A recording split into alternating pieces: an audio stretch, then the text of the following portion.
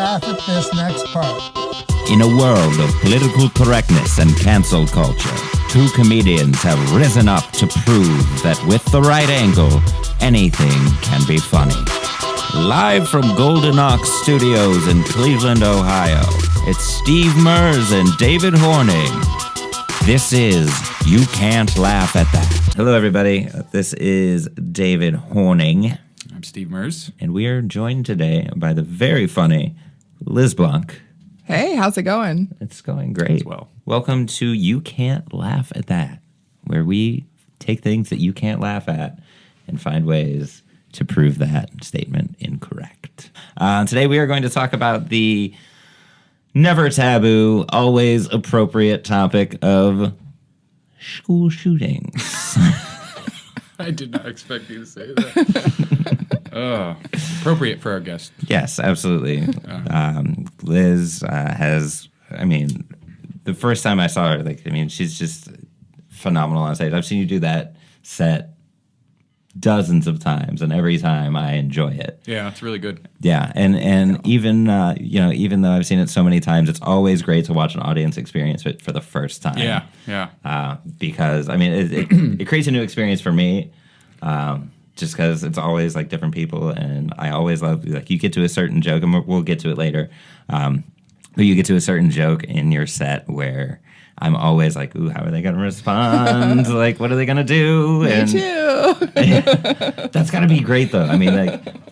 Just being on stage and not knowing what's going to happen. Yeah. How does that feel? I like it. I like it when it goes well more than when it bombs, but do you experience, how often does that happen? Like where it doesn't go as planned? not too often. With older audiences, it tends to go a little rougher. Uh-huh. And I've taken it out of my set if I am at like a VFW hall. Okay. This isn't in my best interest. I'm just going to not do it tonight. Yeah. I would just want to remind you guys of our sponsor today. It's New Balance. They got these... We'll get to that. Brought to you by Dad Shoes. Yeah. My dad actually told me, he was like, making fun of New Balance isn't edgy, and mine have a blue end, so they're not plain white. So it's like, all right. It's Okay, kind of the boomer. idea, but That's hilarious. Man. That's amazing. So this is obviously a sensitive topic. It's something that happens far too often. And we're going to break down why it can be funny, where certain comedians go wrong when they're talking about something as sensitive as this, and I don't know how we can connect with people who are trying to find the funny in the world. So, first and foremost, we like to play a clip from another comedian who's kind of covering the topic, and we'll use that as our jump-off point and then go from there. Okay. Sound fun? All right, Liz, she selected David Cross, who's great. He plays, he's from, Mr. Show, HBO back in the day, but his comedy is nothing like Tobias from Arrested Development. When you truly consider the temperament and the personality that makes up the kind of person that willfully accepts what's easily the most thankless job in all of the United States of America for very little money, where the sole satisfaction is to take this empty vessel and hopefully create a good, ethical, moral, creative, inquisitive, decent creature and put them out in the world and then shoot it. Because... Look, all teachers share two traits, okay? They love to teach, and they love to shoot. They love shooting. They love it. Don't let that goody-goody bullshit fool you. They fucking love it. You kidding? Jesus. All right, class. Now, when we last left off, we were talking about homonyms, and a homonym, and you'll have to forgive me, but this is not my normal writing hand, but okay. A homonym is a word that sounds the same, but it's spelled differently, and Cody, open up your mouth. Open up your mouth, young man. Is that gum in your mouth? Is it? Yes, it is gum, isn't it? Uh-huh. And did you bring enough for the entire class? Did you bring enough for the entire class? Get up here. Get up here right now. Get up here. All right. All right, Cody, I want you to give me the gum. No. Don't spit it out in your hand. I want you to put it on the barrel of my gun. Yeah. Use your mouth. Yeah. Suck on that. How's that taste, huh? Not too good. What's up, chattery teeth? You're going to chip your tooth in? Oh, Jesus. All right, just go to the principal's office, have him call your mom, bring you a new pair of pants. All right. Yeah, that's what Wayne LaPierre said. You have to arm the teachers. And that's ridiculous. That's insane. That's backwards thinking. It's absurd. It's not going to do anything. You know, there were armed guards at Columbine. It didn't do anything. I mean, no. If you want to ensure absolute security, you have to arm the students, okay? Every student gets a gun in my America, all right? And I know what you're saying, but David, they were at Sandy Hook, they were first graders. They're 5 and 6 years old. They can't handle a assault rifle. The recoil will take their arm off. Yeah. I know. That's why we give the first graders those Smith & Wesson lady guns, those little fun guns you can stick in your purse and make shooting fun and carefree and feminine. And then maybe they can wing the shooter, buy some time for the second and third graders. They're the ones with the fucking AK-47s. Freeze, motherfucker!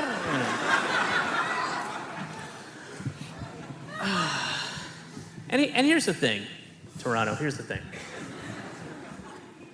Right now in the United States of America, there are only 282 congressmen and 33 governors who are beholden to the NRA.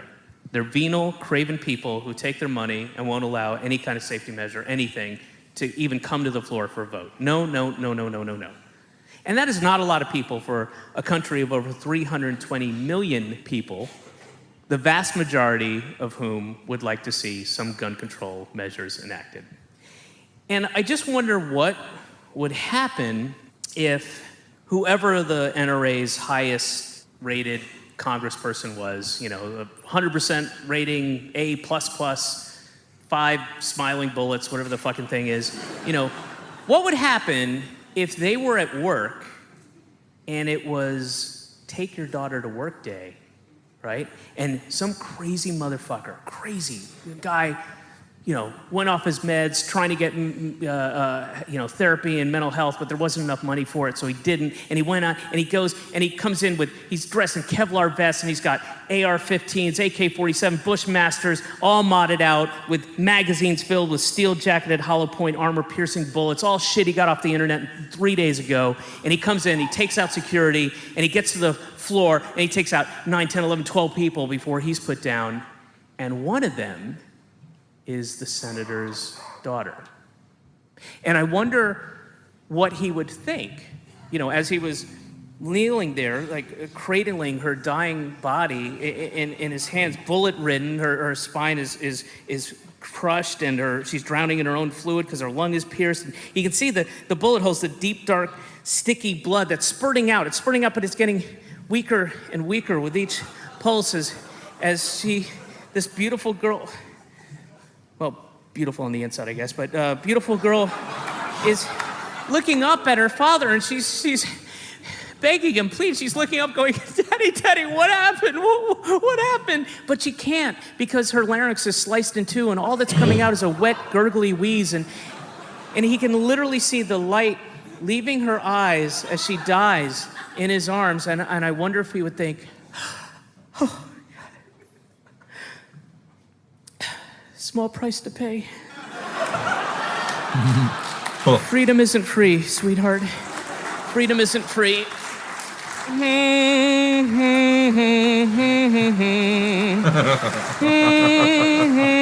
Spit up. All right. That took a turn. Yeah. Oh, wow. What a great setup, though. I mean, he starts humming God Bless America. Mm-hmm. That's poignant. He's, have you watched, well, first of all, he does a great job. What do you love about that clip? What's your...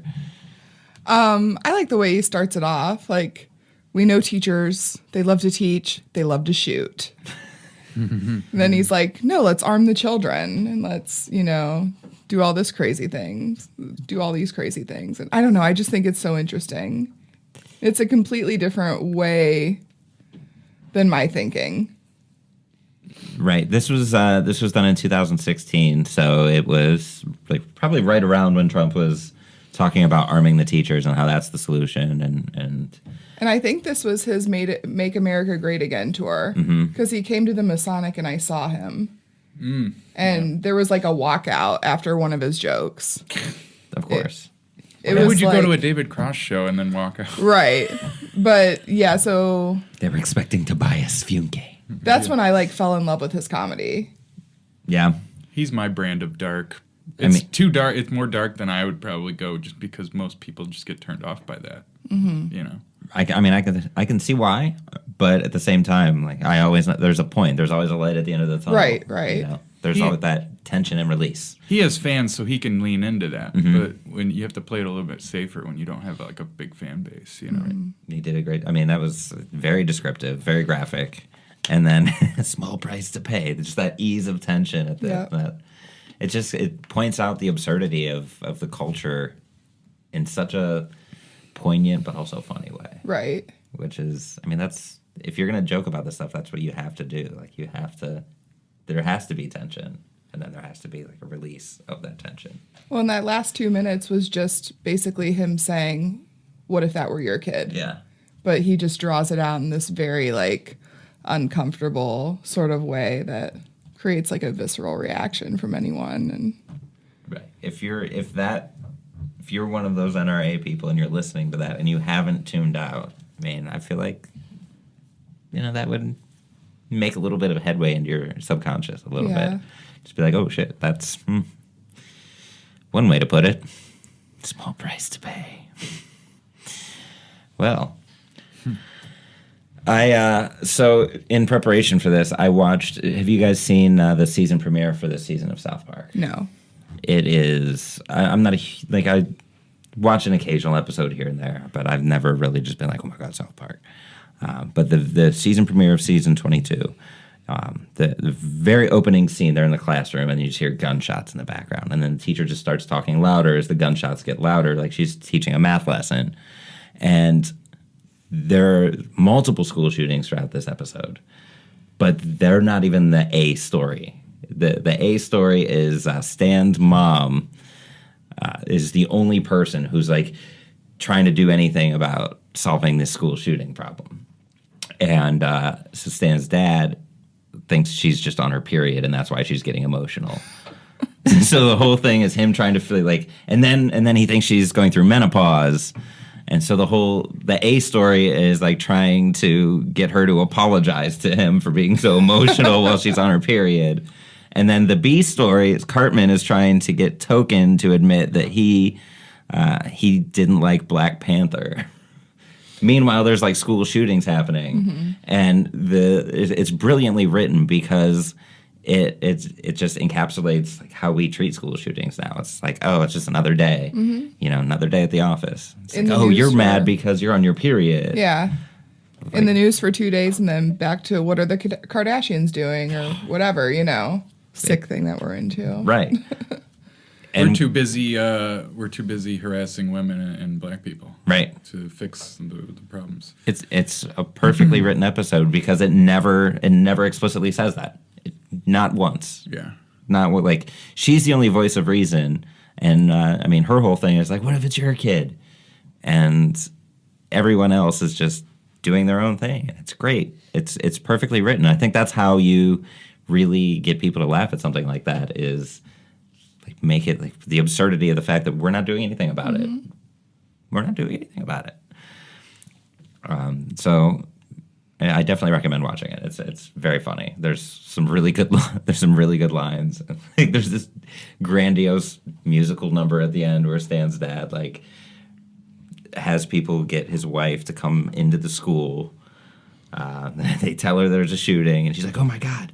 I got to get there. And then the lights are all off, and they turn on. There's flower petals everywhere, and he comes in and sings her a song. about like being on her period and how he wants her back.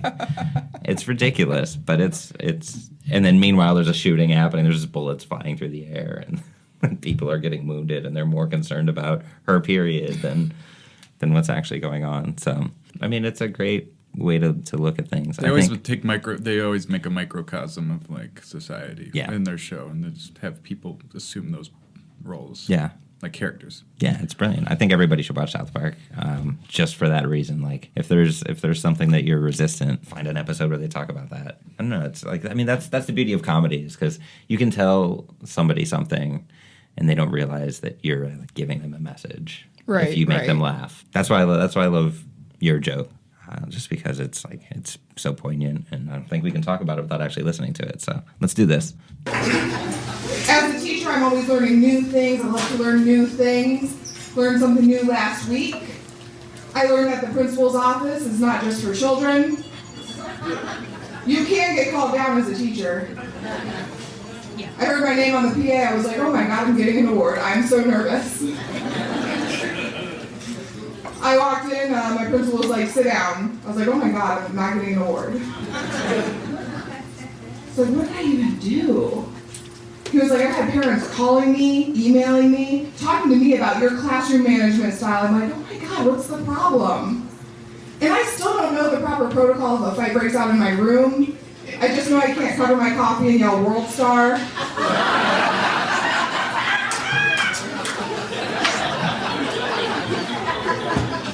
It's not appropriate, it's not okay. There's a letter in my file that says so.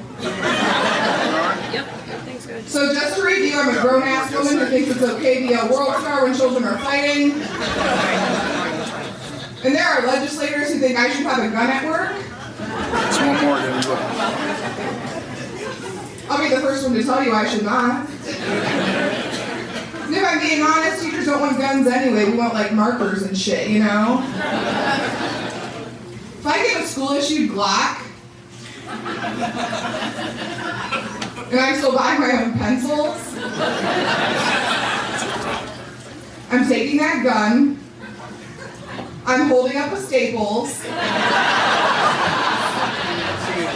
I'm getting the shit I need to do my job.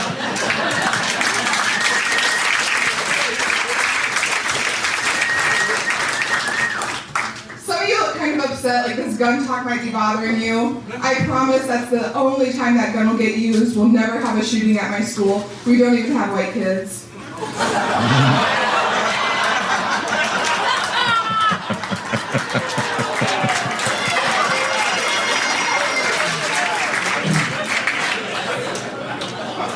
It's not racist, my dad's white. To get an applause break at Funny Stop on that material. Yeah. Expertly weaved. Yeah. It was scary. Oh man. Going up there that night. Was that a weekend? Yeah, I think it was a weekend. And Crystal Powell was headlining, so it was a pretty diverse audience. Okay. Wow. Well, first of all, that's a joke we were talking about earlier. How long ago did you write that? Like, what was the thought process as you wrote that joke down? I think I started that joke. I wrote that joke probably a year into stand-up, but I didn't perform it for another year. Really? Because I was scared. And the first place I performed it, I believe, was the Laugh Factory in Chicago. Oh, wow. Because I felt like I could there. Yeah. So different. Yeah. Funny Stop and Laugh Factory. Yeah. Completely different. I love the Laugh Factory in Chicago. Yeah. Funny Stop or Laugh Factory. You tried it the first time? I did, because I was like, this is just, it's going to go fine here. Liberals, hipsters, mostly educated young adults, they're going to latch onto it. I'm not going to need to like defend it. Right. Mm-hmm. And I didn't have the dad bit at that point. The dad bit came after it kept bombing in front of white people. Mm-hmm. And I was like, I need a way to like dig myself out of this fast. And that's when I wrote that. Yeah. It's a great way to pull them back in. Yeah. For sure. Seems to work. So your writing process with this joke, like how did it start? Was it did you come up with the premise and then write the punchlines around that, or did you start with one of the punchlines and then build the bit? So the World Star joke was one of the first jokes I ever wrote. And I just left it at, you can't cover your coffee and yell World Star. Yeah. And then my parents and I actually had a conversation, and my parents and I agree politically. So we were having a conversation, and they were like, you're probably never going to have a shooting at your school. Your demographics don't fit. And I was like, you know what? You're right. Like, culturally, it tends to be young white males. And they were like, yeah. And I was like, I feel like there's something there. And then school shootings just kept happening, and I was like, they're going to give us guns before they give us the stuff we need to actually teach. Like, I'm going to keep buying supplies, but I'm going to walk in one fall and they're going to be like, here's your laptop, here's your Glock. Have a good year. But I'm going to be at Staples every weekend, like, buying paper, you know? Yeah. Yeah. It's a sad state of affairs. I dated a teacher, and she was like, I don't have the money to buy all this shit, and these kids keep breaking, like, everything. Oh, yeah. And that's such a great way to frame it. Just, first of all, you set up with the World Star line, just saying, like, this idea of arming the teachers is completely absurd. Right. It's like, I'm somebody who covers their coffee and yells World Star Right. when Like, the this fight is breaks how out. I tried to, like, make fun of myself a little bit. Like, this is how immature I am. This is where I am mentally. Why would you hand me a gun? Right. Right. And that's a great way to frame it, too, because you're punching down on yourself first. So it kind of, like, it subconsciously, like, brings the audience with you, because it's like, oh, I can laugh at myself. And now I set up this deep topic in a way that's just so non-threatening. I don't know. It's a great joke.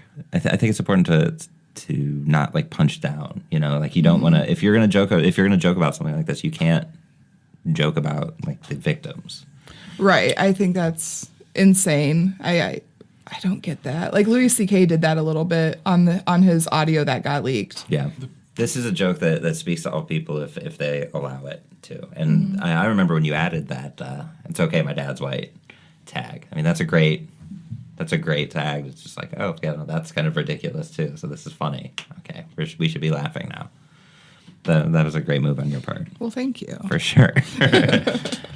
No, I think your joke writing is phenomenal. It's great. Yeah. Thank you. Yeah.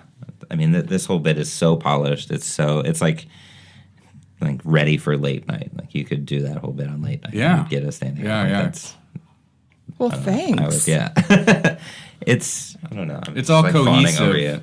and interrelated. That's what makes it nice and, like, tailored for, like, TV. And it's still good, too. It's not just like, oh, everybody, you know, like, it's not lowest common denominator. It may, like, appeal to that, but it's not designed that way. It's still good, too, you know, so. It's a joke for everybody. Like I was saying, like, it starts with you kind of, I'm immature, and you think I should have a gun?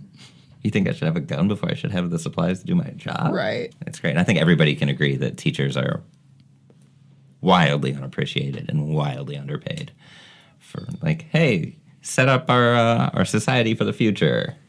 Ugh, Here's a that's few scary. bucks. Right. Here's a few bucks, and you know, if you stay long enough, you're tenured, Right. and you get like a pension. And it's like, what? That's just absurd to me. I don't know Yeah. how. Education is our biggest problem in this country, and yet we're not fixing it. Right. I That's find the root of every problem we have is the lack of education or the quality of it. absolutely. I mean, you can look at any problem and just be like, well, what's the solution? Well, education. Yeah.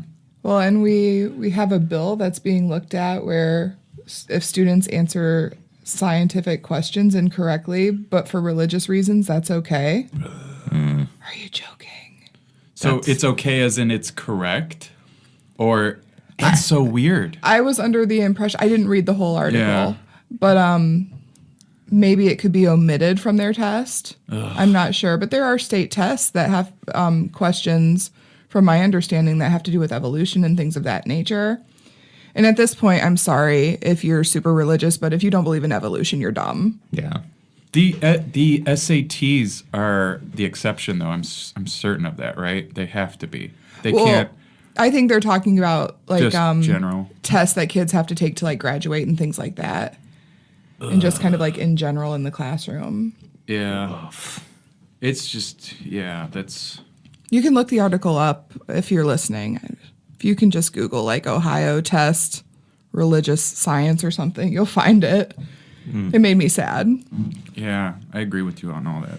Let's ignore scientific evidence just so I can be right. Right. What? That's absurd to me. It's like the lack of education is eating away at the lack of education. Like it gets so bad that it starts to destroy itself, which is really scary. And I think billionaires want us to be dumb. Yeah. I think that's the whole idea of eroding public ed. Last year was your last year teaching, right? It was. Yeah. So now that you've had a few months away from it, has your perspective on like education or like just the way schools are run, has it changed at all, or is it like have you just hammered home what you already thought you knew? It's really just reinforced what I knew at the time and why I left. I didn't want to remain in that system that I think is broken and was at the same time breaking me. And I just couldn't do it anymore. Didn't have it in me. I get it. For sure. How long did you teach? 11 years. 11 years. Yeah, that's a Wow. good enough time to realize that, this isn't good Yeah. for my well-being anymore. Yeah. Well, it becomes so much, like, not about the students anymore. It's about, like, Right. you know, It's all about money. that's absurd. It's ridiculous to me. I'm sorry. Well, like, now that you're still kind of educating people just being on stage, just That's in a what way. I'm trying to do. And now I Yeah. can say whatever I want. Yeah. Like, I don't have to cut anything out. Now, were you worried about that while you were teaching? Like, what, My union was pretty strong. It's a big, strong union, and I was in urban public. So, like, who's coming after my job? Not very many people. So I took the stage name, and then I agreed to, like, never say my building or be, like, specific with, like, names or anything. right. That's fair. And no, as long as I didn't tell people where I worked, we were good, pretty much. Yeah, that's good because you just say, I work on the east side of Cleveland, and that's all you need to know to set up the jokes. Right. It's perfect. I love it. No, you never mention any students by name. You don't even give them like fake names, do you? In my student insult joke, where it's like, you potato chip looking yeah. ass, I gave them 2 fake names. Did you when you were giving them fake names? Did you like go through different names before you found like one that's? I mean, because some names will be funnier just sounding. Like Paul is funnier than like Phyllis or whatever. You know? I made them super generic, and sometimes they still change. Really? I think I say Dylan and Kevin now or something. Yeah, very generic. Hitting that punch, that Dylan, Kevin. Right. It's funny. That's weird how that works. Things like that are funnier. But no, that joke is like, we don't even have white kids here. I mean, statistically speaking, you're right. It's true. So your parents said that. Did you like immediately think, oh, that's a great joke? Yeah, I was like, wow, this is messed up. And I think part of our job as a comedian is kind of like, let's take messed up things and let's make people think about them in a less messed up way. Like if you can make people laugh at something, kind of done your job. Right. If you force them to think and laugh. Right. You've given them a new perspective. When you laugh at something that goes against your belief, that's just like, oh, shit, I haven't thought about it that way before. Even if they were consciously thinking that or not, like, it doesn't matter. You've made that connection. You're definitely setting yourself up for a good laugh when you can build that tension with that type of subject matter, too. That's what makes that work so well, you know? And I do that, too, and it works. And, it's multifaceted, you know? You're not even, like, I mean, that's not even a joke. You're just giving them a fact. Like, I won't even have to use this guy. We don't even have white kids. That's a Right. fact. That's Right. not even like a joke. It's just, which makes it even more poignant. And I think it's easier. Like he was talking, I felt David Cross, and I think his daughter was like just born at that time. So I felt like he was talking from an angry parent's perspective. Yeah. I'm talking from a teacher's perspective. So I think when you talk from your own experience, it makes it much more palatable. People feel more obligated to accept it because you're being honest and that being who you are. You crossed the line. Now, we are going to kind of go into the right way to do this kind of joke and the wrong way, I guess. I mean, you can call it the wrong way. But this is from Louis C.K.'s leaked set from the Governors, which, first of all, obviously this is not a finished joke, considering, I mean, this is just a random show that he did. So the fact that we're judging him based off of something that was leaked, also, like, I had jokes that, yeah, I mean, if you were to record my set and be like, listen to how insensitive this is, it's like, that's not the final joke yet. I'm not there yet. I'm trying to figure out what I'm trying to say still. So with that in mind, this is Louis C.K. live from Governor's Comedy Club. I don't know, they testify in front of Congress, these kids? Like, what the fuck? What are you doing? You're young, you should be crazy. You should be unhinged. Not in a suit saying, I'm here to tell, fuck you. You're not interesting. Because you went to a high school where kids got shot? Why does that mean I have to listen to you? How does that make you interesting? You didn't get shot, you pushed some fat kid in the way, and then now I gotta listen to you talking? Everybody gets upset when there's a shooting at a high school. I don't really see why it's any worse than anybody else dying. I don't. Because a lot of people die. Every day, 7,500 people die in America, okay? So that day, 17 kids got shot in a school. What about the other fucking 7,500 people? They didn't die in their sleep. Some of them got electrocuted by their parents. Like,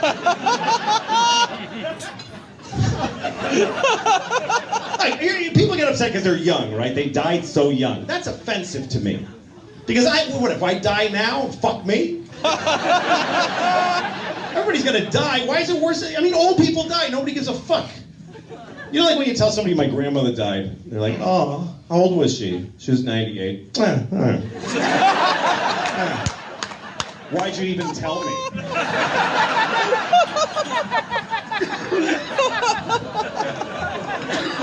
I don't know. I grew up in the 1970s, and in the 70s, nobody was careful about each other's feelings. There wasn't an issue of bullying. Like, I went to a high school where people just beat the shit out of each other. It wasn't really bullying, it was just people beating the shit out of each other all the time. There was always fights. I never got in a fight. I never got in a fight in high school. The first time I was challenged, you know, some kid like threw his shoulder at me and then he goes, I'm gonna kick your fucking ass. And I said, well, then I'll call the police. He's like, what? As soon as you're done beating the shit out of me, I will call the police department. Because it is illegal to strike another person. That was it. I never got in a fight. That's funny.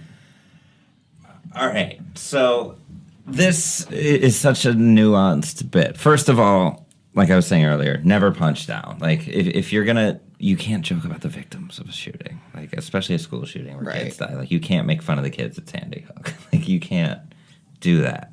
I can't like speak for Louis in this situation, but I feel like if it started with like, you're kids, you should be out having fun, not like testifying before Congress. Like, I feel like if you follow that thread more than like calling them fucking assholes and like, you didn't do anything, like that's where the problem lied in that joke. Well, I don't know. How do you feel about it? The irony is they should be out having fun, but, you know, their high school got shot up and they're trying to not have that happen again. I would love to see how he would react if there was an active shooter in a building he was in, and then see where his perspective goes. Well, I think it's clear he would say that's illegal. Yeah, I'm going to call the police. You can't do that. Yeah. Hey, stop. Oh, sorry, my bad. Didn't realize this is legal. Never got shot at again. Yeah. You hear about those cops that just like pussy out. They're like, oh, I'm not going to go in there. Oh, you're literally, that's your one job. Yeah. Was to prevent this. Right. Yeah. That was the dude at Parkland. We can't give these cops guns. Yeah. They won't do anything with them.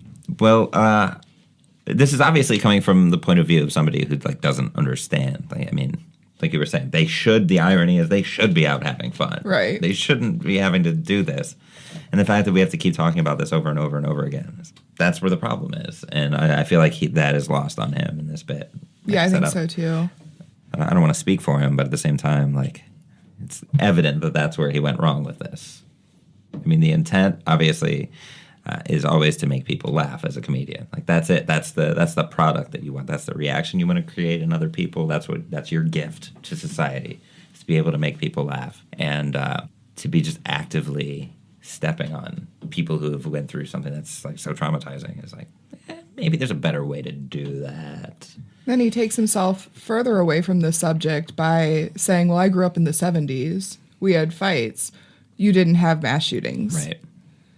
Not all the time in the 70s. Right. So that this really isn't part of your experience at all, but you're talking about it and making it about you. And I just think it's kind of weird, Right. to be honest. He comes from that generation. It's like, remember the 70s when, everybody was messed up, though. And they're all like you now. And that's why the 70s were dumb. And everything was like Brett Kavanaugh. And like, right. That's the 70s for you. Right. It hasn't aged well at all. Right. Now we're actually talking about things like mental well-being and emotional intelligence. And they're like, psh, pussy stuff. That Right. never existed. I'm fine. No, you're clearly messed up. And Yeah. you've suppressed it for so long that you've become hyper-masculine about it. And it's like really weird. Right. Oh my God. I just watched a special by Daniel Sloss. Whatever. It's on HBO, and the whole thing is about toxic masculinity, and he makes it so that even if you're like one of those dudes, one of those bros that does the nut tapping, it's funny to you, and at the end, you just have to watch it. It's really a really well crafted stand up special. Like, I didn't laugh out loud the entire time, but it was like he made a lot of good points that were entertaining enough to keep me through all the way to the end. And then he just hits a home run at the end. It's great. So if you have an hour, definitely check that out. I've watched 2 of his specials, and they were both good. Yeah. He's a thinker, man. Yeah, he really is. For sure. I mean, like, we all are on some level as a comedian. Like, you have to be. You have to look at something that's like, well, that's not all there is here. There's definitely layers to it. But to take somebody who's a victim and step on them, it's like you can tell a joke where you get the same point across, but you've got to focus either on like the shooter and how ridiculous that is, the construct within which we live, and how ridiculous that is, and you can still make the same point. Like, you can still joke about how they should be out having fun and not testifying in front of Congress. Right. We shouldn't have to listen to these kids, but here we are. Here we are. I think part of Louis, I'm going to devil's advocate here. I think Louis C.K. he's just eliciting laughter from how absurd his point of view is a lot of times. I would laugh at something like that based on the fact that I'm like, that's totally not true. You know what I mean? Mm-hmm. But it's hard to tell if that's his real opinion or if he's literally just being subversive, because he's always kind of been that way. And he's trying to subvert the common sense, really, of, those kids did experience quite a bit of trauma, and they're doing what they should be doing. But, you listen to the rest of that set, and it's like he's really leaning into that, and it's like pretty absurd. But, I find some of that stuff funny based on just how much he crosses the line, and I'm like, that's absurd. It's not necessarily... We talked about this on the last episode, right, where it's like moral violation laughter. Right. Some people just can't get to that point because they just so strongly disagree with it. Kind of like with Sticks and Stones with Dave Chappelle. When I heard him make that joke about the victim of Michael Jackson's victims and how he's denying that, I saw that documentary. Those people definitely were victimized by Michael Jackson. I don't think that's funny. No. And so I was like, so that's where I'm coming from with that. Mostly because I just didn't think the joke was funny in itself anyways. To me, like, what's funny is his kind of misunderstanding of it. Like, that's where I mean, if I were to write a joke based off of his joke, like, it would be about how people from that era don't understand right what generations now are dealing with. So, like, just, I mean, if you could sum it under 2 words, it'd be, okay, boomer. Right. Right. He's taking the curmudgeon stance now. He's a curmudgeon. Yeah. At this point. Spiteful and he wants to disalign himself with, or whatever the word is, with, the current, whatever's contemporary. Well, I mean, I'm, like, going back to what David Cross was talking about, like, what if that was Louis' daughter? I mean, he's got 2 daughters he talks about all the time. What if their school got shot at? Wouldn't he be a proud dad if he saw them on TV, like, trying to get something done? Right. So... You've heard him talk about his kids. Maybe not. I don't know. But he's just kind of, I don't know. But again, he's just trying to... With the 9/11 deniers, I do love that joke. yeah, it's a touchy. You can't joke about the kids. And if you do, it better be about how ridiculous the whole situation is. And like, I don't know. Like, if you've got that joke, like, I mean, would you dive into that topic even more? Is that something that you've ever like written more about? Or I mean, I have a ton of taglines that don't get used on that joke unless I'm doing like 20 minutes. Yeah. But I have like the small bit about tripping the kid who called me a bitch. Like, I would totally trip him on the way out of the building when we're evacuating. Obviously, I'm kidding. Right. And then I have another tagline where I talk about, like, if we did rob a Staples, it would be the most organized heist ever, going with our color-coded Google Docs. But we'd get caught because of, like, Sharon's bumper sticker that says, like, my child plays second cello for Shaker Orchestra or something like that, you know? So I do go in a little farther. And I don't feel like, I don't know, I don't feel like me tripping the kid. I can tell that people don't really think I feel that way. Like, I'm not tripping kids. Right. Come on. Right. You introduce yourself. I mean, as just like this nice person before that. Like, people aren't just all of a sudden like, oh, wow, she would actually do that. Right. It helps that you made it a hypothetical, too. Like, he's actually talking about actual shooting victims. Right. Whereas you're just like, if this were to happen, which I've already established, it won't. This is how I respond, and this kid kind of deserves it. Based off of my previous jokes. Yeah, I have like one. It's kind of a school shooting joke. It's almost just kind of like I joke about the societal construct of it. This was at Broadway Comedy Club, and like with jokes like this, I love to lose the audience on the first punchline, and then get them back. I've done that with school shooting jokes too. Yeah, lose them, get them back. Well, just lose them more. Gone. But Hold on, let me. 2018, more Americans were. Here it is. We need to laugh. We do. I mean, there's so many absurd things happening in the world. Do you know in 2018, more Americans were killed in schools than were killed in active war zones? That's messed up. That's also a great way to get kids to join the military.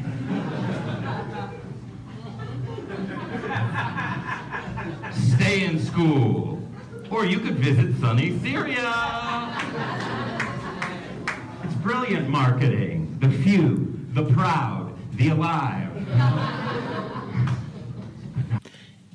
This is a ridiculous statistic. Right.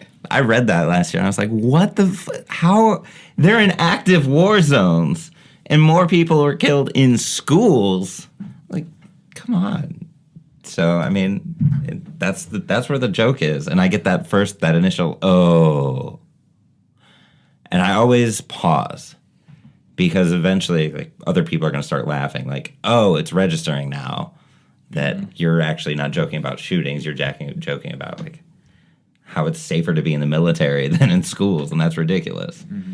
Well, and you know the government has, I guarantee, if we went on the website, there would be travel warnings for Afghanistan, Syria, you know, all of any country that we're in pretty much. Right. That's not Western. And, but we send millions of children to school every day. Right. That's absurd to me. It's like, that shouldn't be something that we're talking about right now. We should be, you know, I don't know, we should be in here talking about something else that you like. But lo and behold, here we are. And I don't know, I'm self-serving as like a comedian, just saying like, here we are like, trying to make a difference in our own way. And people are like, you can't joke about that. Well, we should be able to. You absolutely can. If it's respectful, and especially if it's part of your own experience, I say the more you talk about those things, the better. A lot of the things I talk about that might turn an audience off is based on my actual experience and my real opinions. And whenever I like interact with someone, say like someone who's alt-right, and get nearly stalked by someone, like predatorily, you know, like in a very predatory way, then it just starts making me like think of all this material. Like, I had an interaction with a guy. I don't want to get into it, but it's like, I hate these people now so much that I keep writing material about it. But then when I tell audiences these jokes, they don't find it funny, and it's almost too real for them. But I just think it's hilarious, and I love talking about it. And it's like just incels and alt-right people and that sort of weird counterculture. They're just so ignorant, too. Like, it's just, like, gross. It's like, you guys are willfully ignorant people. Now, when you write jokes about stuff like that, are you trying to, like, there is connect with it's stuff them? that I found funny, but no one else finds funny because it's too dark. Like when I say, like, you remember the good old days when losers would just kill themselves? And like, So good. yeah, I did that at Hilarities at Mike Polk's show the one day. No one laughed except Sam in the back. And I don't always know if that Sam laugh is like a laugh of like, oh, he crossed the line, bad move, Steve. But you can't tell if he's genuinely laughing or going, wow, why did he think that would work here? Like, I don't know the difference. I mean, that's funny. Yeah. Like, why you got to take everyone else out with you? Stop. Right. I mean, so I've written like a rough draft of a bit. Just like, you want people to stop shooting up schools, make kids want to go to schools. Like, no one's going to be like, man, I love biology. Like, Right. it's not going to happen. It's like, why are we teaching kids that they're never going to use and that they hate learning about, and when we can teach them useful things? Right. Like, I mean, they've gotten rid of shop classes and a lot of school systems, home ec, things that are actually useful. Like, teach them how to balance a checkbook. Teach them things that they're going to leave school and be like, I know how to do this now. Like, No, this I is agree. useful. 100%. I mean, I don't know. Where do you think do you think that would have an impact on the number of events like this happening? Do you think it would, if kids like look forward to going to school for the most part? Like, If kids look forward to going to school, yes. I think the issue with a lot of these school shooters is social acceptance and like mental health issues, probably, that unfortunately they're not their fault. It's probably genetic, their home environment, things like that. Yeah. And I've heard people say, like, don't walk out, like during the gun walkouts. March for Our Lives had the walkout. I was very proud. Our superintendent led it, and we all went out onto the football field and we walked out against gun violence, which I thought was very cool. But I also taught at a very progressive school. that's cool. But we had a couple teachers who had signs on their doors that said, don't walk out, walk up, say hi, be a friend, blah, blah, blah. And I'm like, I wouldn't tell my kid to go befriend a sociopath. You don't know. Like, if you told me that there was a crazy kid who went to school with you and was like showing violent behaviors and things, I would probably call a school social worker. I wouldn't send my kid in there to go be their friend and be like the front lines on this, I think, yes, kids need to enjoy going to school, but there's always going to be these kids with issues, unfortunately. Right. Like, the intention is good, Right. but the They actual all- practice. One thing they all share in common, at least in my opinion, is they just lack enlightenment. They don't. I think the more you know, the less violent you'll be. I feel like a lot of these kids that shoot up schools have tons of questions, or they've been misinformed, or they're just uninformed and they're ignorant. And like, if they just knew more about the world, they would probably have a better, more self-respect and more respect for others. But I could be wrong about that. But I just feel like if they were those things, that wouldn't happen. I mean, so that's clearly something that's missing from there, at least in my opinion. Again, I just don't see how they could be enlightened kids, and kids aren't enlightened anyways. Like, but if they were, like a kid Buddha. I don't know. It just, they're not like Buddhism, Yeah. just general better understanding or philosophy on humanity and how the world works, and no one's out to get you per se. I don't know.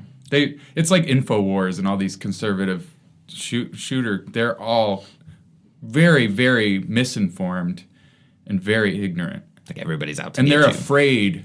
There's a lot of fear there, too. The enlightenment is what gets rid of your fear, like, in my opinion. I don't know. So they need a good acid trip. Give kids acid is what we're saying. Don't mean to turn this into a Joe Rogan experience, but they need a good awakening. Reading, writing, and an acid trip.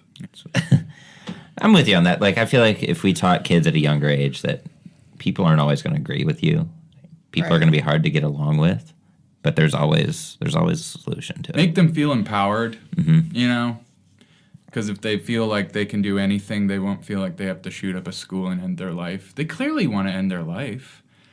And they want to take people with them because Right. they're spiteful and they hate everybody. They hate, they hate humanity, I think, too.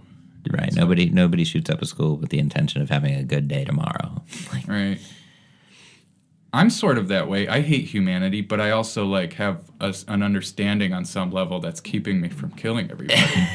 Because like I still don't like, but those are the aspects of humanity I don't like. Is the stuff that makes people violent, and like so it's kind of the opposite in a way. You get what I'm saying? Like I don't, when I say humanity, that's like I don't mean to throw everybody under the bus, but like you get what I'm saying. Like I mean, we're shit in general. We're garbage. yeah. They just look at it in a certain way where they're like, I want to kill everybody. It's like, no, why don't you just try to help everybody? I don't know. it's like, yeah, we don't know anything in the scheme of things. Like, You'll feel a lot better if you do good things to people than bad things. Right. That's all there is to it. it's how the human brain works. Yeah. It's how the human brain. Although, like when you're in the thick of just a shit time, like all you can see is like, I'm gonna fucking kill somebody. There's And this is- depression there. yeah. They're not experiencing any joy because if they were, they would feel more, altruistic. Or Like whatever. there's something to live for. Yeah, exactly.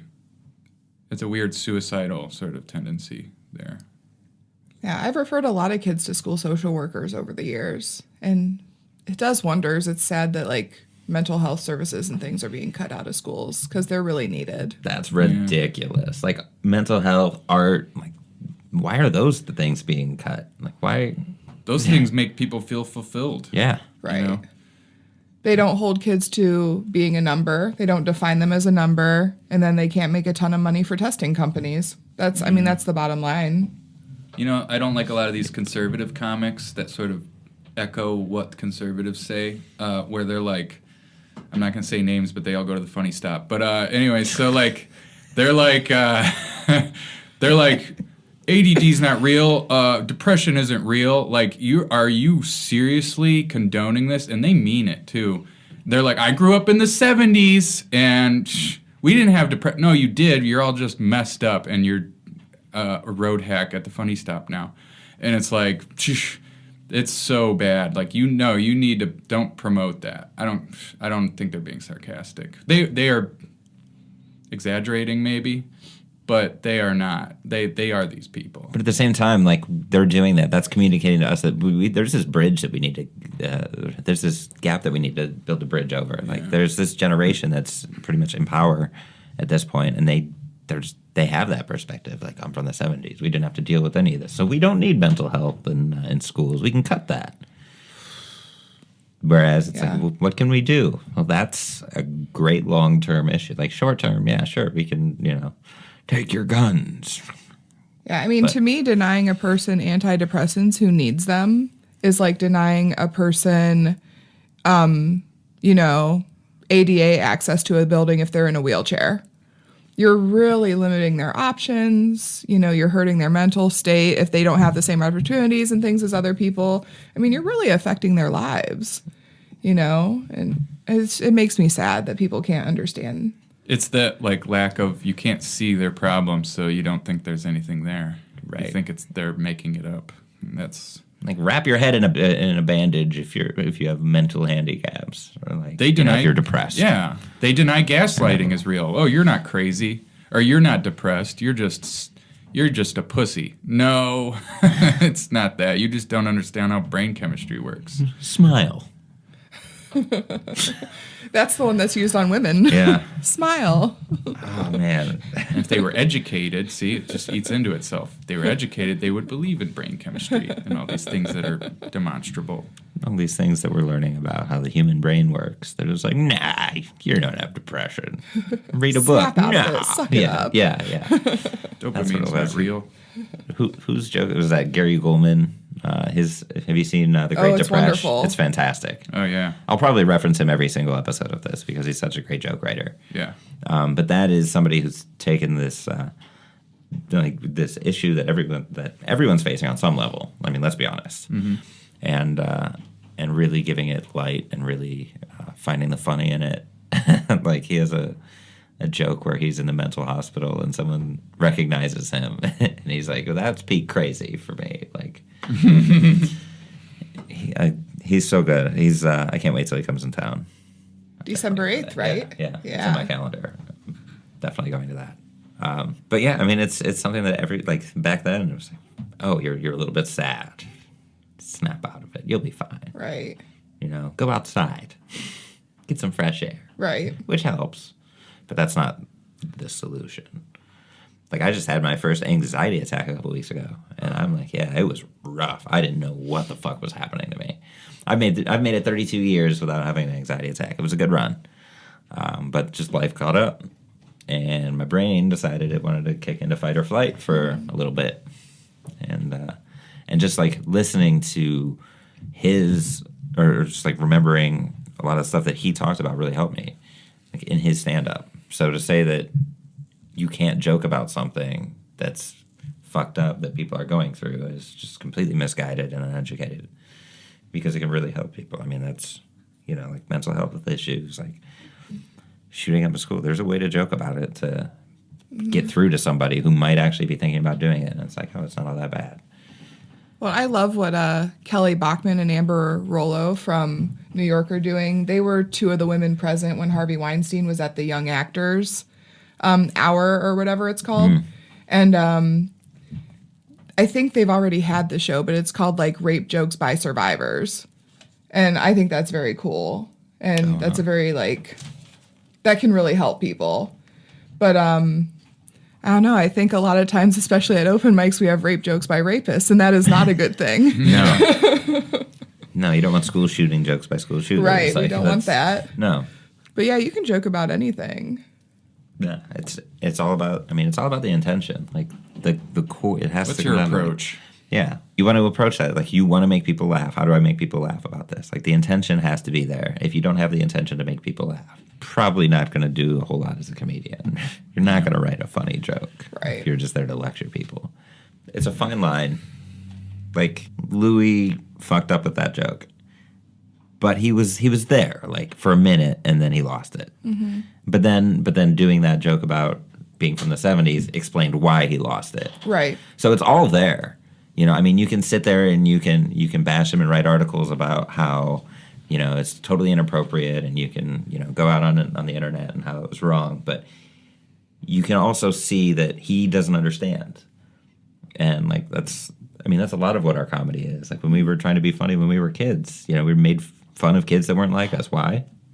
We didn't understand them. Right. So, I mean, let's start there before we start demonizing people who are they don't understand. First of all, let's bridge that gap. Yeah, it is kind of ironic. I actually had a joke about this, but I don't really do it very often because people don't know what I mean by it. But I talk about how, like, homophobia is natural. They were born that way. They're homophobic because they were put through a situation too. But they could also enlighten themselves, right? But sometimes it's not that easy. They're just not in a position to do that, And I feel like there is a certain cause and effect. Like criminality in people, you can't curb that. It's something that will happen, or at least statistically, And it's like, how do you deal with that? I don't know. It's like the world is weird. We're still part of nature, Like, we're still dealing with our biology and stuff, but we also are human. We're like, there's a duality to it. We're also like, we have the ability to transcend that, but it's like, how do you do it? I don't know. So it's conscious evolution. Yeah. Like, we have the ability to do that. Right. We're the only species that can do that. Yeah. Take advantage. Like, why are we right? Take it. It's something. Yeah. miring ourselves in the past? You just need to have an epiphany, whether it's small or big. They need some acid. Yeah. I think that's what we're saying today. Is that just the answer to anyone who's ignorant? We'll just give them some acid. They get worse. Their lizard brain kicks in. Yeah. That's Joe Rogan again. I guess what's funny about these things is the ignorance of people who aren't going through it. Like, you've made the point a couple times. Like, this isn't your story to tell. Like, you haven't gone through this. If you're going to joke about it, it's got to be from a truthful place, right? Right. Yeah. I mean, everything you joke about. Like, you have 20, 25 minutes on teacher jokes, like teacher material. And that's you. Like, it's so authentically you the whole time. And that's why I think it's so good. It's just like, you're so truthful the entire time. But if someone were to go up there for 20 minutes and do your jokes or do similar jokes, it wouldn't work. No. A woman tried. It didn't work out for her. Did she do your jokes? Oh, yeah. What happened? She did my Tri-C joke. At the Improv. Word for word. And someone alerted me. Yeah. At the Improv. I saw that. Yeah, you did. Wow. Woof. When was this? Probably 2 years ago. But yeah, I mean, you could tell it wasn't hers. Yeah. And she said in the joke, she's like, true story. Listen to this. And I'm like, wow. You just heard me say that. I met her at a show like 2 weeks prior. It's always about 2 weeks. People have stolen my jokes before, and they don't do any, like, they don't even, like, make sure I'm not there. They just do it. Yep. Like, what are you doing? Word for word. Well, if you're going to steal jokes, you're probably not that smart to begin with. So you're like, okay, I'm just going to not care how this is executed. I'm going to get caught. And she had me blocked on social media, so like I didn't have a way to contact her and say like, please take it down. She had a video of it? Yeah. She was using it for festival submissions, and it's a very regional joke. Like, no one in Indiana knows what Tri-C is. Like, why are you using this clip? And it was only that joke. Yeah. Jesus Christ. But, so I didn't have a way to contact her and just talk to her and say, like, please take this down. You know, I have seen it, in things like that. Yeah. And, a seasoned comic who I'm very good friends with talked to her. She still wouldn't take it down. So that's when I resorted to reposting it online. And I wasn't super nasty about it. I was just like, hide your jokes when this lady's around. She takes them. Yeah. And then Cleveland Comedy just kind of like took care of it for me. Yeah. Yeah. Yeah, we stood together, which is great. Yeah, but you could just tell it wasn't authentic. No, when she was telling it. That's why I don't understand stealing jokes. Like, what? Verbatim. Yeah. Practically. Right. Something so unique that you know that no one figured out the combination of that lock also. No. It's not a coincidence. Word for word. Right. Like, I wrote it down too. What? Does this person still come around? No. Okay. Yeah. Have not seen her. Yeah, I don't blame her. That's ridiculous. Like, I've never gotten any joy out of making people laugh off of someone else's material. I had a hacky, older, like funny stop comic who I've talked to once in my life, private messaging me, and he was like, hey, you know, that wasn't nice of you to call that lady out. You should have really talked to her privately beforehand and stuff. And I was like, look, buddy, like, just like leave me alone. You don't know me. You don't know what I've done. You don't know me. Don't tell people how to deal with things. Smile. Smile. Is that how you solve all the problems? Oh, sorry, I didn't think of that. My bad. Oh, this feels so much better now. Oh, my troubles are fluttering away. So a little bit about you. How long have you been doing comedy now? 4 years. 4 years. Yeah. Damn. Okay. What made you take the leap? Like, what got you up on stage the first time? I was always interested, and then I went to LVT just to see what an open mic looked like. I'd never been to one, and my friends put me on the list. So that kind of, I had to go up then. Yeah. I didn't have a choice. And they got me a little drunk, and I went up, and set went okay. And there was a man there whose wife ran a showcase called High Heels in Comedy, which no longer exists. But I ended up doing that showcase, and they paid me, and I was like, oh, like I could keep doing this for a little money here and there. Mm-hmm. And I just kept doing it. I liked it. It's fun. I like it. I mean, to get that first laugh. So you got that first laugh the first time you went up? How about you? Like, the first time you went up, Steve, I mean, how did that... Oh, technically, I did it at a Halloween party where it wasn't a stand-up show, but there was a live mic, and no one was really there except my friends. And they knew I already wanted to do it, because I had been writing jokes for a couple years, and just didn't I'm like, I don't want to do it yet. And So that went well. My friends loved it. They were laughing. And then, so that felt great. And then I did it at Eurogyro like 6 months later. And then that was nerve-wracking. And then ever since then, it was just trying to win over an open mic crowd, which was really tough. And just that, I want to overcome this. And just, yeah, so. How many years in are you? I hit 7 years in September. Yeah, so. Well played. If you count that Halloween party, though, I'm at 8 years. So it's like I skipped 6 months and then another 3 months before I started doing it like 3 or 4 times a week or more. So I count when I started doing it regularly. So Now, the first time you went up, did you have jokes written at that point, or did you just kind of wing it? I did. Yeah. Yeah, I had jokes written because I always like secretly planned on going up. I just kept putting it off. So I had the jokes ready, and they were terrible. I don't think I use any of them anymore. Nor do I. I don't use any of your jokes anymore either.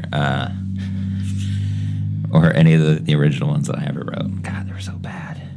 Yeah, I had a really bad one that was like, if I wear too much makeup, I get mistaken for a drag queen, and just like things that you shouldn't say, but you know, you go for low-hanging fruit when you're first starting. Right. yeah.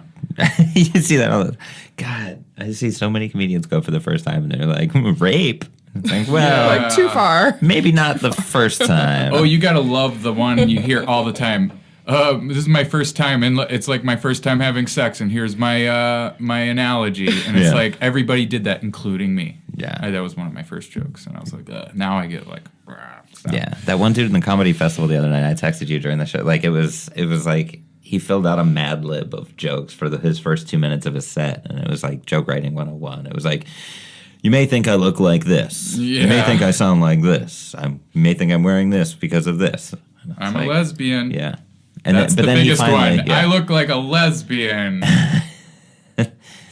I mean, and like it's one of those ubiquitous jokes where I feel like, yeah. I feel triggered every time I see that shit happen. Right. So the first time you went up, and then you did that showcase. Like, when did you bridge that gap and start making the connection? Like, I need to do jokes about my job because it's absurd what I go through every day. Probably like 6 months in. I would say 6 months in is when I started doing Barrio. And I was like, oh, people like this teacher shit. Yeah. I'm going to keep doing this. It's an unending thread. I mean, like, how many minutes of teacher material do you think you have? Probably 20. Yeah. Yeah. Do you have like other material that just hasn't seen the light of day that you've? I do. Yeah. Like, I have this joke. I've only open mic'd it. Okay. I think I've only open mic'd it. If I've open mic'd, is that even how we say that? Yeah, it's like Ubered or Googled at this point. About the student threatening to sexually assault me. Yeah. And to me, it's funny as hell. Like, it's so funny because they're writing me these emails in broken English that are just ridiculous. And I just need to get that polished up because I think if I could take it and make it super funny, Yeah. people would be like, oh my gosh, teachers go through some messed up things, but like, that was still really funny. Yeah, I have a lot of jokes that haven't seen the light of day yet. Now, with that joke, is that the funny behind it, just like what teachers go through, or is it more like his broken grammar as he's like threatening to sexually assault you? I would say just the dumb things that the student is saying. It's like, what? But you can't fight back. You're in a situation where you're not allowed to fight back as a teacher. Right. You know, like, you can't, like, if a man spoke to me like that in Target, it would be done. Target. Want to get threatened? You Go would to be Target. roasted Yeah. until the police got there, and then you would be. But it's weird because they pretend teachers are in these positions of authority, but actually, you really put up with mistreatment all day, and you're not allowed to say or do anything that could like hurt their feelings. Ugh. It's very weird. Yeah. So I try to kind of like make it like that. Like, yes, I'm in this position of authority, but I had to like take this. You can't really fight back. Right. I think teachers should have guns. Maybe not guns. I wish we could talk to Swords. them the way they talk to us. Yeah. Like, The first time a kid mouths off, me just look at them and say, "The fuck did you just say?" Yeah. I think that would like make the whole year better. Yeah. But instead, I have to be like, please don't talk that way to me. That's inappropriate. I'm going to have to send you to the office when really I just want to be a bitch. Yeah. If you're going to talk to me like an adult, I should be able to talk to you like an adult. Yes. Roast the kids. Yeah. Yes. Yeah. At least my parents are together. Boom. Roasted. Yeah, stuff like that. Yeah, just really, but like so honest, like, or at least likely, like, just get them where it hurts. Oh, yeah. I saw your mom on conference night joke. That's Yeah. that's such a great That is a joke. perfect example of that. Like, I love this is what I wish I could say kind Right. of stuff Right. to them. That's fantastic. I watched my professor from CSU like watch you tell jokes, and it was just weird because he's a teacher, and watching him he'd be like ho ho ho ho ho. Wait, he watched me? Yeah, he was there, Professor Abelman, and he was like, I was just watching him react the whole time to everybody's jokes because of his unique perspective as being a teacher. And he's also Jewish, so I watched all these Jewish comics go up and do all the sort of tropey stuff, and him just be like, not funny, because he's just like, I'm Jewish, and this stuff is just. He always used to harp on stereotypes, so when he hears those stereotypes, I can see his brain working and just being like, no, that's Shut not it funny. down. That's stupid. He wasn't laughing at that stuff. He thought you were funny though. So Cool. Yeah. Thanks, Dr. Abelman. If you're listening. yeah, This was at 78th Street the other night. yeah, Yeah. Yeah. That was fun. That was a good show. There's a lot of good comics. So. that was a great show. Man. All right. What else? So 4 years you've been doing this. Like what is funny to you? Like that's such a broad question. But especially like topics like this. Like what is the laugh point for you? Like what is the point where you're like, this is actually funny? This isn't, it's sad, but it's so sad that it's funny. Like, yeah, like what, like where do you find the funny in tragic things like that? I like, so I was raised on Daily Show and other forms of political satire. So I love political satire, and then when it pushes that line of like, that would never happen, it's just one step beyond what would actually happen. So like, we know teachers aren't going to actually go hold up a Staples, right? Right. But the fact that our society has set them up to where they easily could or would want to. Like, I kind of like that. And The Daily Show, I feel like they do that a lot. Like, they're like, this is weird and this is what actually did happen. But then what if we went one step more? So I enjoy that. When you're writing jokes, do you kind of follow that? Like, well, if that's true, then what if this? I do. Like, just keep building until... Do you just take it to a point where it's like, well, that's too far, and then Yes. scrap it? Oh, from yeah. there? Oh, yeah. I have a lot of inappropriate tags that I've ended up just getting rid of, or tags that just I thought they were super funny, but other people don't.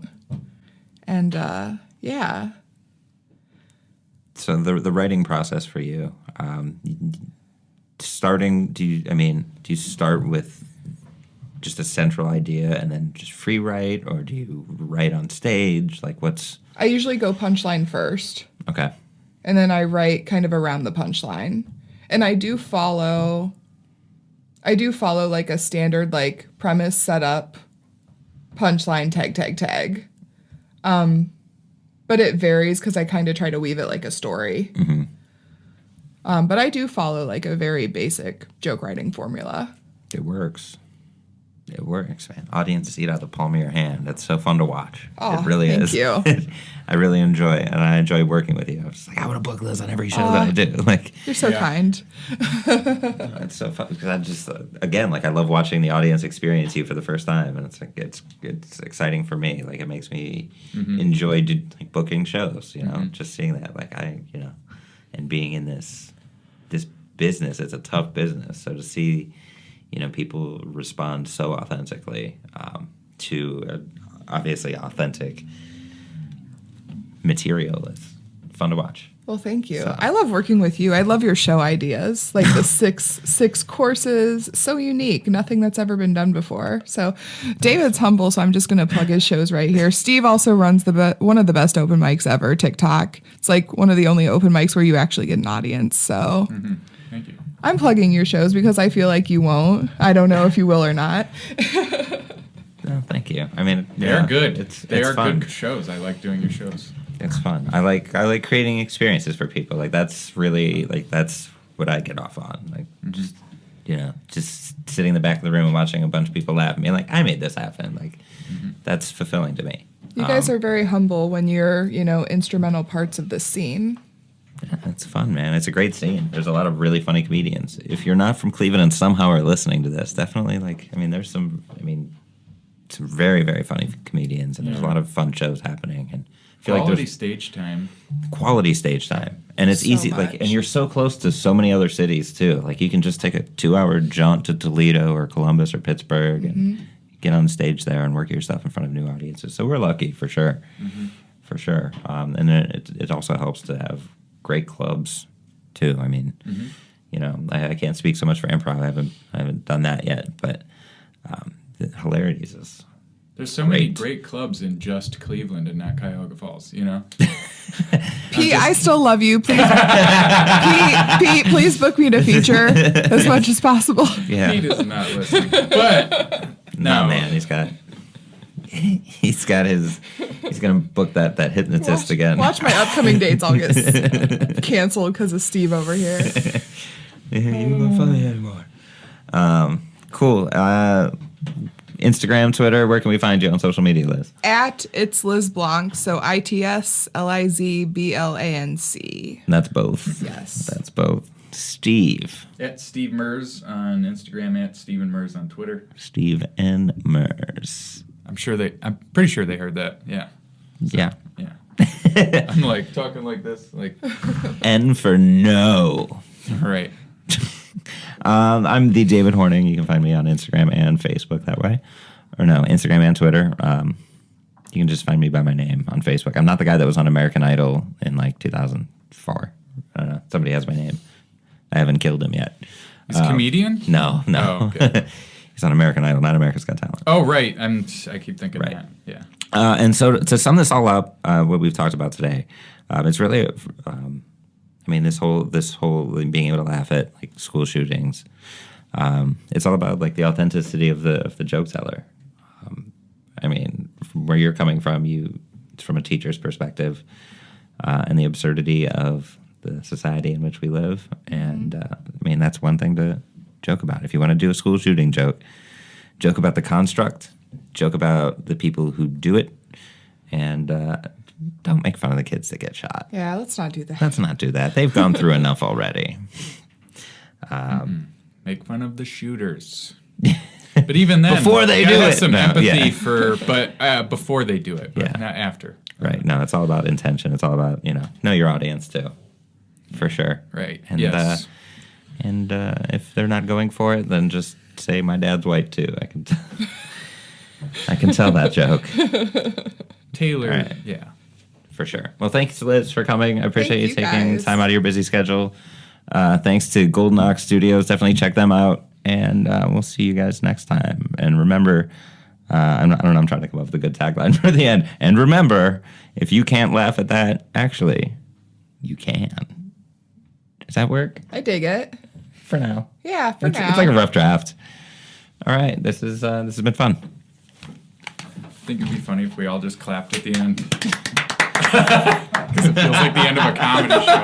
We're like, Give yourselves a round of applause. Yeah. Give yourselves a round of applause for being here. If you'd like to weigh in on today's topic, follow us on Twitter at YouCan'tLaughPod, or like us on Facebook at You Can't Laugh at That, and tell us how you did laugh at today's topic or how you didn't. This is all about the conversation, is what I'm saying. All right. Bye.